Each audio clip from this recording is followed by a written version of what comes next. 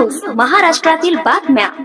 संत नामदेव घुमान यात्रा हिंगोली मार्गे पंजाबला रवाना। रेल्वे स्टेशनवर जोरदार स्वागत।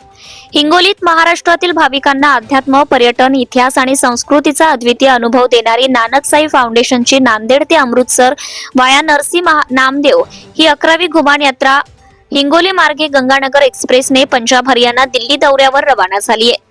हिंगोली स्टेशनवर यात्रेचं जोरदार स्वागत करण्यात आले। सर्व धर्म मानवतावादी असतात, ते समाजाला जोडण्याचं काम करतात। संत नामदेव यांनी मराठीची पताका थेट पंजाब पर्यंत नेली। त्यांच्या कार्याची स्मृती चिरंतन ठेवण्यासाठी नानक साई फाउंडेशन दरवर्षी ना नफा ना तोटा या पद्धतीने घुमान यात्रा आयोजित करते। ही बाब ऐतिहासिक आहे। 10 दिवसांची घुमान यात्रा हा एक अविस्मरणीय अनुभव असतो। आजवर या यात्रेत सुमारे 4000 जण सहभागी झालेले आहेत। यात्रेत 180 जण सहभागी झाले आहेत।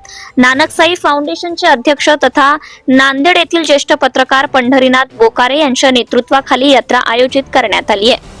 नामदेव तुकाराम असा गजर करत ही यात्रा हिंगोलीहून पंजाबकडे मार्गस्थ झाली।